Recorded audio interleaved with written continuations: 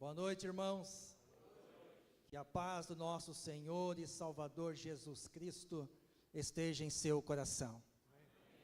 Motivo de alegria, de felicidade para nós, estarmos uma vez mais juntos na presença do Senhor nosso Deus, para louvarmos, exaltarmos e glorificarmos o nome daquele que vive e reina para sempre.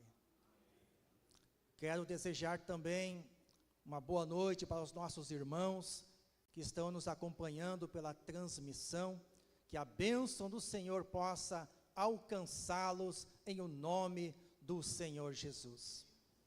Com certeza, meus queridos, grandes coisas o Senhor tem para fazer no nosso meio esta noite. Você não está aqui por acaso, mas o Espírito Santo de Deus te trouxe aqui neste lugar. E nesta noite, nós vamos estar falando sobre a quarta doutrina da nossa igreja, que é Jesus voltará. Amém? Você acredita que Jesus voltará? Glória a Deus, porque muitos já não acreditam mais. Mas essa é uma verdade bíblica. Jesus voltará para buscar a sua igreja e nós precisamos estar preparados para este grande dia. Amém? Glória a Deus. Vamos abrir a palavra do Senhor no segundo livro histórico dos reis, no capítulo 2, no versículo 11.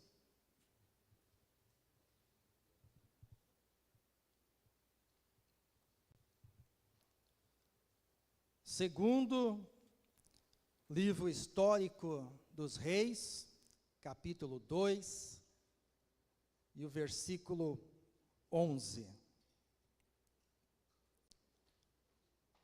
Diz assim a palavra do Senhor. E sucedeu que, indo eles, andando e falando, eis que um carro de fogo, com cavalos de fogo, os separou um do outro, e Elias subiu ao céu num redemoinho. Amém? Poder assentar em nome do Senhor Jesus.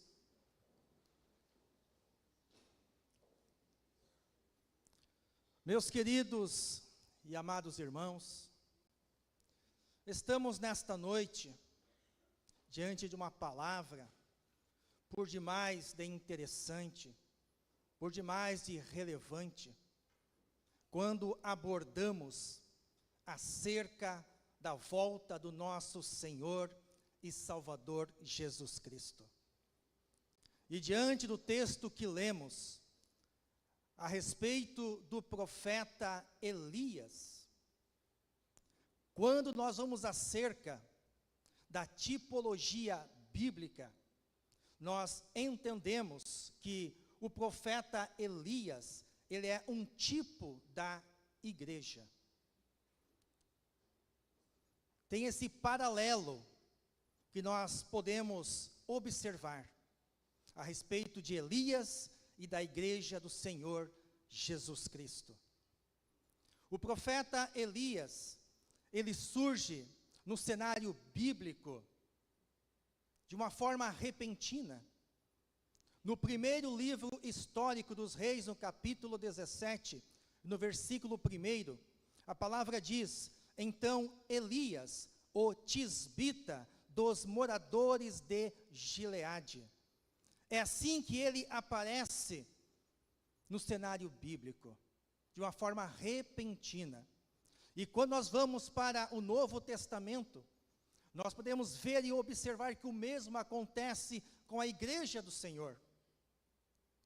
Em Atos dos Apóstolos, capítulo 2, a palavra vai dizer: e, de repente, veio do céu um som como de um vento veemente e impetuoso, e encheu toda a casa em que estávamos assentados. e foram vistas por eles línguas, repartidas como que de fogo, que pousaram sobre cada um deles, e todos foram cheios do Espírito Santo, e começaram a falar noutras línguas, conforme o Espírito Santo lhes concediam que falassem. Elias surge de repente, e a igreja do Senhor Jesus nasce também de repente.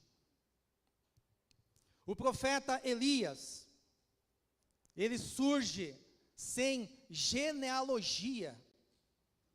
Nós não sabemos quem foram os seus pais, os seus parentes, ou até mesmo a sua tribo. Sem genealogia, ele aparece no cenário bíblico. E quando vamos para o Novo Testamento a respeito da igreja do Senhor, nós percebemos o mesmo. Sem genealogia, a igreja surge, a igreja aparece por uma intervenção divina. E quando voltamos para o profeta Elias, nós podemos ver e perceber que ele surge para combater o pecado de sua época. A igreja do Senhor Jesus, ela nasce pelo poder do Espírito Santo, também com esse objetivo, também com esse propósito de combater o pecado. E é por isso que o apóstolo Paulo, na sua primeira carta ao seu discípulo Timóteo, no capítulo 3, no versículo 15, na parte B, ele diz: a igreja do Deus vivo, coluna e firmeza da verdade. A igreja do Senhor, essa coluna, essa firmeza, que vem proclamar as verdades do reino de Deus, da palavra de Deus, em um mundo decaído, caótico, em que nós vivemos. O profeta Elias, ele surgiu para alertar o povo a respeito do juízo de Deus. O mesmo acontece com a igreja. A igreja do Senhor Jesus Cristo nasceu para alertar a humanidade a respeito do juízo final. E quando olhamos na carta aos Hebreus, no capítulo 9 e no versículo 27, nós vemos que ao homem está ordenado morrer uma única vez, vindo depois disso o juízo. Voltando para o profeta Elias, nós vemos que ele surgiu para enfrentar, para combater e vencer os profetas de Baal. O mesmo acontece com a igreja do Senhor. A igreja nasce, a igreja aparece para enfrentar, para lutar contra o império das trevas e vencer, porque a igreja é triunfante, a igreja é vencedora. Quando olhamos para a primeira carta do apóstolo João, no capítulo 2, no versículo 14, na parte B do texto, o apóstolo vai dizer: eu vos escrevi, jovens, porque sois fortes, e a palavra de Deus está em vós, e já vencestes o maligno. Meu querido e amado irmão, jovem, adulto, você que está aqui nesta noite poderosa, o Senhor está falando que a palavra dele está em você, e por causa da palavra, você já venceu o maligno, você já venceu o pecado, você já venceu a carne, você já venceu este mundo, porque em Cristo Jesus somos mais do que vencedores. A igreja surge e nasce para vencer. E no final da trajetória de Elias, diz a palavra que ele é arrebatado aos céus em um redemoinho. A tipologia da igreja que no final dos tempos também será arrebatada aos céus na volta de Cristo. Porque a palavra diz, em 1 Tessalonicenses capítulo 4, versículos 16 e 17, porque o mesmo Senhor descerá dos céus, com voz, com alaridos, com voz de arcanjo e com a trombeta de Deus, e os mortos em Cristo ressuscitarão primeiro, depois nós, o que ficarmos vivos, seremos arrebatados juntamente com eles nas nuvens, a encontrar o Senhor nos ares, e assim estaremos para sempre com o Senhor. Oh, aleluia, é esta palavra que está debaixo das nossas vidas, meu querido. Nós estamos esperando o grande dia do Senhor, para estarmos com Ele, para encontrarmos o Senhor nos ares, nas nuvens dos céus. Quem está aguardando esse dia, levante a mão, exalte ao Senhor, porque Jesus Cristo está voltando, em nome de Jesus. Aleluia. A tipologia bíblica. Elias, o tipo da igreja.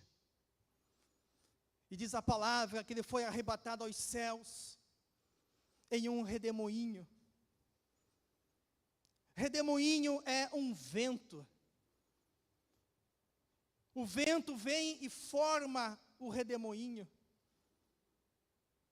E quando eu vou acerca desta palavra vento, que eu vou pesquisar um pouco mais, me aprofundar um pouco mais nas Escrituras, nós percebemos que o vento, na palavra do Senhor, representa a sua presença. É a presença divina. Então, Elias foi arrebatado e levado aos céus pelo vento da presença de Deus. O mesmo vento que fez com que a igreja do Senhor nascesse.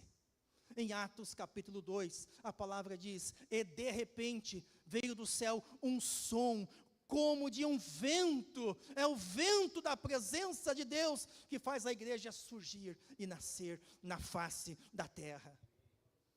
E é esse mesmo vento que trouxe a igreja do Senhor à existência,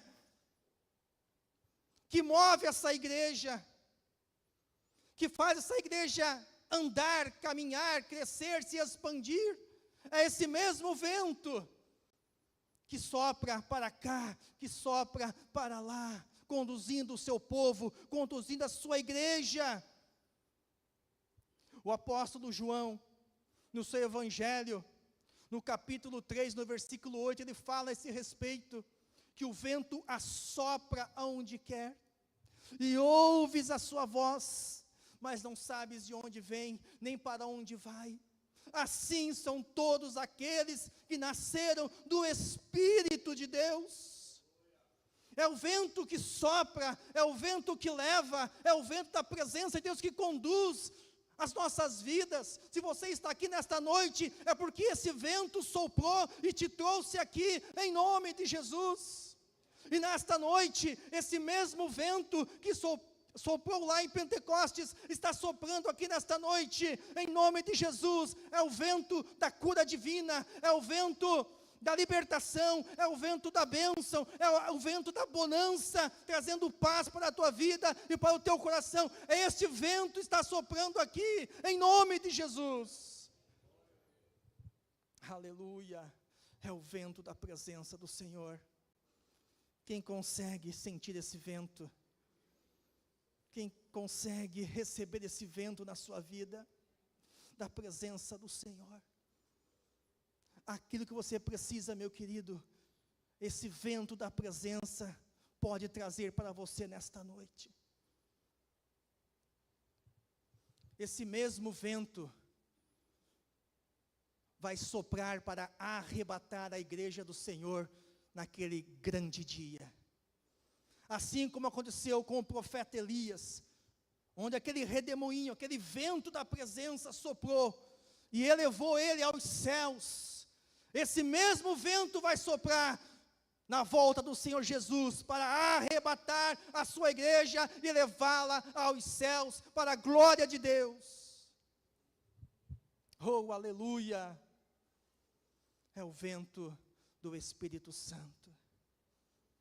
E quando nós vamos caminhando nesse entendimento, nós percebemos que Elias, sabendo que seria arrebatado, ele tinha o seu sucessor já preparado, o profeta Eliseu.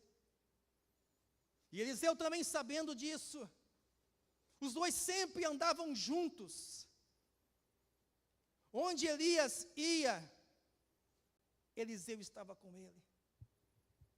Diz a palavra no capítulo 2 de 2 Reis, que Elias estava em Gilgal, ele saiu e foi para Betel. Eliseu foi com ele, não deixou ele ir sozinho. Saiu de Betel e foi para Jericó. Eliseu foi com Elias, andando junto, caminhando junto. Depois ele saiu de Jericó e foi para o Jordão, e Eliseu foi com ele, sempre os dois andando juntos, porque a qualquer momento poderia acontecer o arrebatamento de Elias. Então Eliseu estava sempre com ele, esperando, na expectativa do que iria acontecer. E diz a palavra que veio aquele redemoinho, que veio aquele vento da presença divina, passou no meio deles, separando os dois, deixando Eliseu na terra e arrebatando Elias aos céus em uma carruagem de fogo. Sabe, meu querido, o que isso significa? A palavra diz que na volta do Senhor Jesus, também estarão dois juntos, caminhando. Um será levado e o outro será deixado. Veja comigo, por gentileza, no Evangelho de Mateus,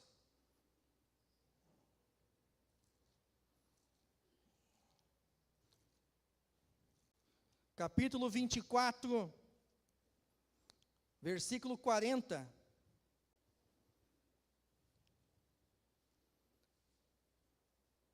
Mateus capítulo 24, versículo 40, diz assim a palavra do Senhor: então, estando dois no campo, será levado um e deixado o outro. Estando duas moendo no moinho, será levada uma e deixada outra. Vigiai, pois, porque não sabeis a que hora há de vir o vosso Senhor. É a tipologia bíblica. Os dois estavam juntos, na hora do arrebatamento de Elias, trazendo para a igreja, o mesmo acontecerá em nossos dias. Pessoas serão arrebatadas aos céus na volta do Senhor Jesus, mas outras ficarão aqui na terra, porque não se prepararam, porque não buscaram a face do Senhor, porque não estavam em conexão com Deus. Existe aqui uma seletividade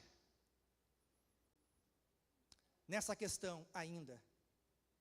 Porque quando a igreja nasceu, lá em Atos capítulo 2, a palavra vai dizer que todos estavam juntos e reunidos no mesmo lugar, 120 pessoas, dentro do cenáculo, esperando uma promessa, a promessa do Espírito Santo. Então, todos aqueles que estavam dentro do cenáculo, foram aqueles que deram o nascimento, a origem à igreja. Sabe, meu querido, que na volta de Jesus, vai acontecer o mesmo. Aqueles que estiverem dentro do corpo místico de Cristo, é que serão arrebatados aos céus. Aqueles que estavam dentro do cenáculo, deram origem à igreja. Aqueles que estiverem dentro do corpo de Cristo serão arrebatados aos céus na volta do Senhor. Por que eu falo isso? Porque é importante nós pensarmos a esse respeito. Porque muitas pessoas estão nas igrejas, mas não estão em Cristo. Muitas pessoas estão dentro das igrejas, mas não estão dentro do corpo de Cristo. Não pertencem ao corpo de Cristo. Por isso que quando o Senhor voltar, essas pessoas não serão arrebatadas, mas ficarão aqui na terra. Por isso, meu querido, é tempo de nós nos voltarmos para o Senhor. É tempo de arrependimento, de quebrantamento das nossas vidas. Porque nós já estamos vivendo o Apocalipse. Nós já estamos vivendo o final dos tempos. Jesus, na verdade, está voltando. E nós precisamos estar preparados. Porque aqueles que não estiverem preparados não serão arrebatados. Porque não estão dentro do corpo de Cristo. Então vai se cumprir aquela palavra do Senhor Jesus. Em Mateus capítulo 7, a partir do versículo 21, Jesus disse: nem todo aquele que me diz Senhor, Senhor, entrará no reino dos céus, mas aquele que faz a vontade do meu Pai que está nos céus.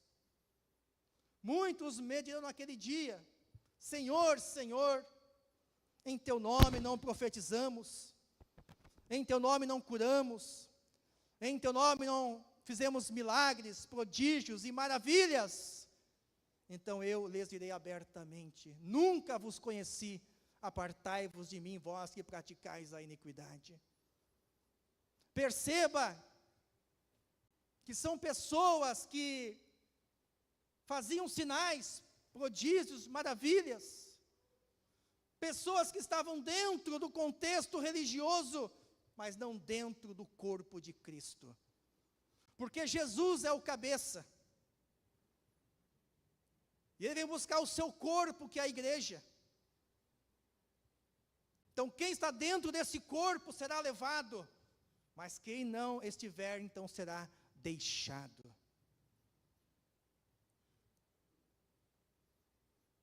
E a respeito do corpo de Cristo,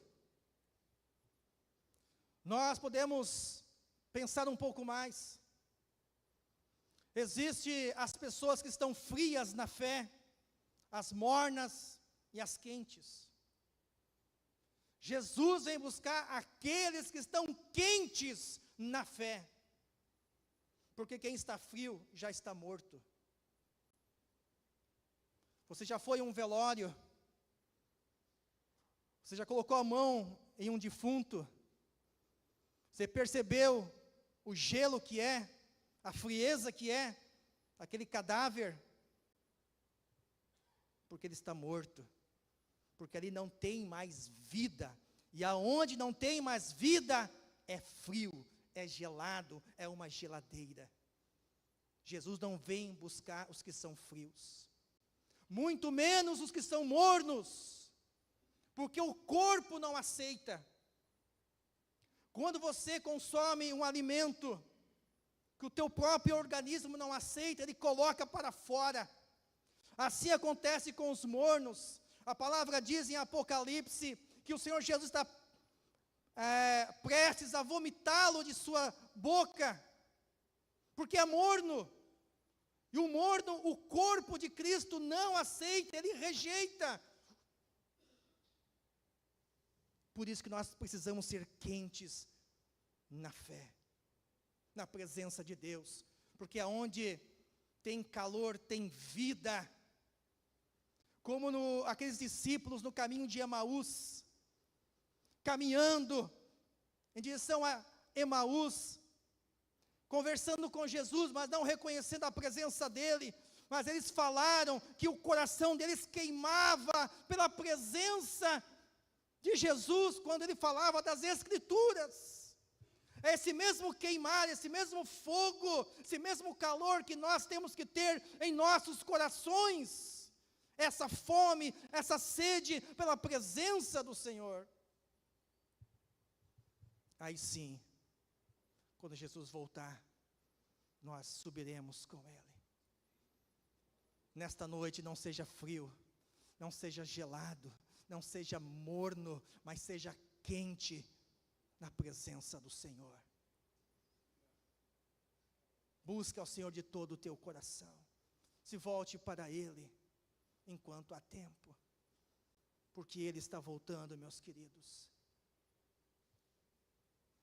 E ainda a respeito desse tema, nós podemos ver que existem 3 grupos de pessoas.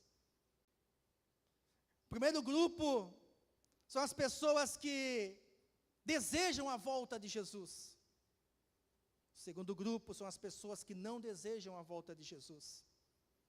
E o terceiro grupo são as pessoas que não acreditam na volta do Senhor Jesus. Esse terceiro grupo são as pessoas do mundo, são os ímpios, os nécios, que não acreditam na palavra de Deus e nem na volta do Senhor Jesus. Mas os 2 primeiros grupos estão dentro das igrejas. O primeiro grupo são as pessoas piedosas, são os remanescentes, são aqueles que amam verdadeiramente ao Senhor, estão esperando a sua volta, estão desejando a sua volta, estão buscando, estão se preparando, se dedicando, renunciando à sua própria vontade, renunciando ao seu eu, se santificando, estão ansiosos pelo seu encontro com o Senhor, estão ansiosos por esse grande dia. São os remanescentes, fiéis, que desejam, que querem, que buscam, que almejam pela volta do Senhor. Mas o segundo grupo são aqueles que estão no contexto religioso, que estão no movimento, que estão seguindo o fluxo, mas que na verdade não querem a volta do Senhor Jesus, pastor Leodoro. E essas pessoas não querem por 3 motivos. Primeiro, porque elas têm medo do juízo de Deus, do julgamento do Senhor.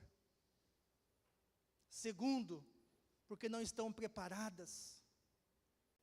E terceiro, porque estão apegadas a esta vida, estão apegadas a este mundo, estão apegadas a esta terra, a tudo aquilo que construíram aqui, a seu império, aos seus bens, e não querem que Jesus volte. Eu estou tão bem aqui, com tudo que eu conquistei, eu não quero que Jesus volte, mas eu quero um Deus que me sirva, que supra as minhas vontades e as minhas necessidades, enquanto eu vou ficando por aqui mesmo. Não, meus queridos, essa é uma estratégia do maligno, essa é uma estratégia do adversário, esse é o engodo do inimigo, fazer com que pessoas não almejem o céu, mas que permaneçam na terra. Nós estamos caminhando para Canaã celestial, o nosso lugar não é aqui, nós estamos aqui, mas nós não somos daqui, nós aguardamos novos céus e nova terra, onde está a presença do Senhor. Essa é a nossa esperança, aleluia. Mas quando nós começamos a viver dessa maneira, e olhando para a palavra de Deus, nós vemos, meus amados, que essa é uma característica do joio. Você sabia disso? Que o joio é assim. O joio, quanto mais ele vai crescendo, mais ele vai fincando as suas raízes na terra, porque ele não quer deixar a terra. Quanto mais ele cresce, mais apegado a este mundo, mais apegado a esta terra, o joio fica. Quanto mais o joio vai crescendo, ele cresce sempre reto, ele nunca se dobra, ele nunca se curva, ele cresce sempre reto, simbolizando aqui a altivez do ser humano, a autossuficiência do ser humano, o orgulho, a soberba do ser humano. Ele cresce sempre reto, e no final, depois de crescer, depois do tempo passar, no fim de tudo, ele ainda é infrutífero, ele não tem nenhum fruto, nada produz. Mas quando nós vamos olhar para o trigo, porque os dois são parecidos, os dois são semelhantes, mas existem grandes diferenças entre ambos. O trigo, quanto mais ele vai crescendo, mais ele vai se desprendendo da terra. Quanto mais o trigo cresce, mais ele vai se soltando desta terra. Quanto mais ele vai crescendo, mais ele vai se dobrando, mais ele vai se curvando, simbolizando a humildade, o quebrantamento, a dependência de Deus. Quanto mais o trigo vai crescendo, ele vai se curvando e se dobrando, até mesmo por conta do peso de seus frutos, porque ele é frutífero. Quanto mais o tempo vai passando, ele vai amadurecendo, ele vai crescendo, os frutos vão sendo produzindo, e o peso dos frutos faz com que ele vai se curvando cada vez mais. Assim devem ser as nossas vidas. Quanto mais maduros na fé, quanto mais produzindo frutos no reino de Deus, mais prostrados, mais dependentes de Deus, nós temos que ser, aleluia. Quanto mais o trigo vai crescendo, ele vai se desprendendo da terra, porque o trigo sabe que o seu lugar não é na terra, mas é no celeiro do seu Senhor.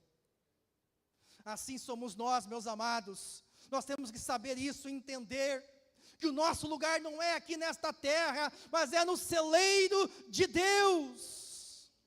Quem aqui está esperando ser recolhido para o celeiro de Deus nesta noite, levante a tua mão e diga: Senhor, eu sou trigo, estou esperando ser recolhido pelo Senhor, aleluia, louvado seja Deus. Oh Espírito Santo, Santo, Santo é o nome do Senhor. Oh Deus amado, vai gerando vida, Senhor, nesse lugar esta noite, em nome de Jesus Cristo. Meus queridos, lembra de Israel no Egito? A palavra diz que Israel ficou no Egito 400 anos, sendo escravizados por Faraó. E eles clamaram ao Senhor. O Senhor levantou um libertador, Moisés.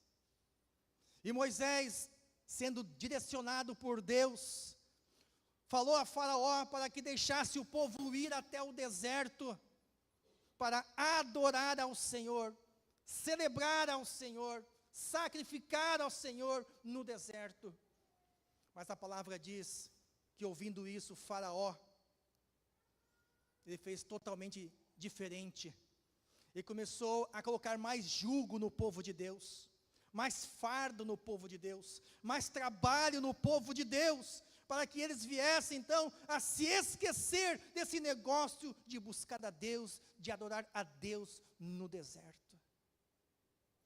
Aleluia. Veja comigo em Êxodo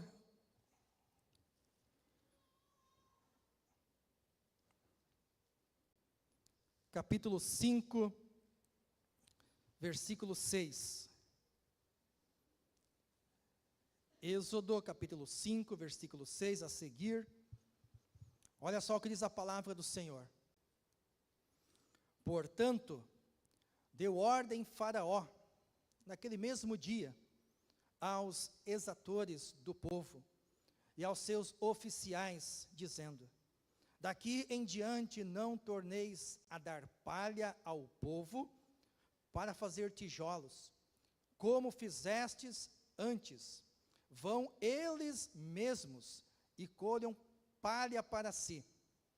Eles imporeis a conta dos tijolos que fizeram antes, nada diminuireis dela, porque eles estão ociosos, por isso clamam, dizendo: vamos, sacrifiquemos ao nosso Deus. Agrave-se o serviço sobre estes homens, para que se ocupem nele e não confiem em palavras mentirosas. Para impedir a adoração do povo de Deus, Faraó estava colocando mais trabalho para o povo, mais jugo e fardo. Faraó, na Bíblia, simboliza o diabo. E muitas vezes isso acontece até os dias de hoje. O inimigo de nossas vidas, muitas vezes para impedir a nossa adoração, a nossa busca ao Senhor no deserto desta vida, ele começa a colocar mais jugo, mais fardo, mais atividades, mais trabalhos, para que você venha se ocupar e deixar para lá esse negócio de buscar a presença de Deus. Porque ele sabe, meus amados, que aqueles que adorarem a Deus aqui na terra, vão adorá-lo lá em cima no céu. Mas aqueles que deixarem de adorar a Deus aqui na terra, também vão deixar de adorar a Deus lá em cima nos céus, porque nem lá chegarão. Por isso vigia, meu querido, porque muitas vezes você pensa que é bênção de Deus, mas é maldição, é o diabo que está colocando para te afastar da presença de Deus. Clame por socorro, clame por libertação, clame por discernimento e entendimento de Deus, para que nada venha te tirar da presença do Senhor, porque Jesus Cristo está voltando. E Ele não vem buscar frios, nem mornos, mas aqueles que estão quentes na sua presença. Meus queridos, olhando ainda para a palavra do Senhor, nós vemos que o nosso Deus, Ele é um Deus dos montes, Ele é um Deus das montanhas. Por isso que o salmista, no Salmo 121, ele disse: eleva os meus olhos para os montes, de onde me virá um socorro? O meu socorro vem do Senhor, que fez os céus e a terra. O nosso Deus é o Deus das montanhas, é o Deus dos montes. Por isso que quando esse Deus se faz carne e vem habitar aqui na terra, no nosso meio, Ele nasceu em Belém da Judeia, e essa região é uma região de montanhas.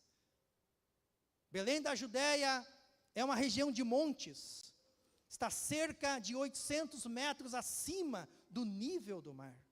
É o Deus das montanhas, é o Deus dos montes. Quando esse Deus encarnado vai ser morto na cruz do Calvário, Ele é sacrificado em um monte, no monte chamado Calvário. Quando esse Deus, Ele é elevado aos céus novamente, Ele sobe nas alturas de um monte, o Monte das Oliveiras. E diz a Bíblia, que quando Jesus voltar, Ele volta novamente para pisar em um monte, no Monte das Oliveiras. Sabe por quê, meu querido? Porque o nosso Deus, Ele é o Deus dos montes, porque lá em cima no céu, Ele habita em um monte. Em um monte alto, elevado, é que está o trono de Deus. Lá em cima no céu nós temos a cidade de Deus, a Nova Jerusalém, lá em cima no céu. E é por isso que aqui embaixo na terra nós temos também uma cidade chamada Jerusalém. Lá em cima nós temos o Monte Sião, e é por isso que aqui embaixo nós temos o Monte Sião, lá em Jerusalém. Lá em cima, nesse monte Sião, está o trono, a presença de Deus. E é por isso que aqui embaixo, no monte Sião, estava o templo de Deus, com a arca da aliança, com a presença desse Deus aqui na terra. O nosso Deus é o Deus dos montes, é o Deus das montanhas. Veja comigo, Hebreus capítulo 12, versículo 22. Hebreus capítulo 12, versículo 22. Olha só o que diz a palavra do Senhor. Mas chegastes ao monte Sião, e à cidade do Deus vivo, a Jerusalém celestial, e aos muitos milhares de anjos. É para este lugar que nós estamos indo, aleluia, onde está a presença do nosso Deus. Mas a palavra diz que quando o Senhor Jesus Cristo voltar, 3 coisas vão acontecer. Primeiro, ele vai pisar os seus pés no Monte das Oliveiras, e o monte vai ser fendido, vai ser aberto um grande vale, o vale de Josafá. Nesse vale vai ser travado uma batalha entre Cristo, o exército de Cristo, e o exército das nações, que é o exército do anticristo, que é a guerra, a batalha de Gog e Magog. E Cristo vencerá esta batalha. Depois dessa vitória, então o Senhor Jesus estabelecerá o seu reino messiânico aqui na terra, começando então o milênio, os 1000 anos de paz do reinado de Cristo, aonde vai se cumprir o que está escrito em Apocalipse, capítulo 1, versículo 6, onde nós somos reis e sacerdotes diante desse Deus, porque nós vamos reinar com Cristo esses 1000 anos aqui na terra. Aleluia. Será um novo tempo, meus amados. E quando isso acontecer, que não falta muito tempo, que está tudo se encaminhando para isso, nós vamos desfrutar do que está escrito em Apocalipse, capítulo 21. E com esse texto nós vamos concluindo a mensagem de Deus para nós nesta noite. Veja só Apocalipse capítulo 21. E vi um novo céu e uma nova terra, porque já o primeiro céu e a primeira terra passaram, e o mar já não existe. E eu, João, vi a santa cidade, a nova Jerusalém, que de Deus descia do céu, adereçada como uma esposa ataviada para o seu marido. E ouvi uma grande voz do céu que dizia: eis aqui o tabernáculo de Deus com os homens, pois com eles habitará, e eles serão seu povo, e o mesmo Deus estará com eles, e será o seu Deus. E Deus limpará de seus olhos toda lágrima, e não haverá mais morte, nem pranto, nem clamor, nem dor, porque já as primeiras coisas são passadas. E o que estava sentado sobre o trono disse: eis que faço novas todas as coisas. E disse-me: escreve, porque estas palavras são verdadeiras e fiéis. Meus amados, na volta do Senhor, novos céus e nova terra nos aguardam para a glória de Deus, aleluia. Vale a pena, meu querido, continuar servindo ao Senhor. Vale a pena as lutas, porque coisas grandiosas, gloriosas, estão nos esperando daqui mais um pouco de tempo. Amém? Se coloca de pé em nome de Jesus Cristo.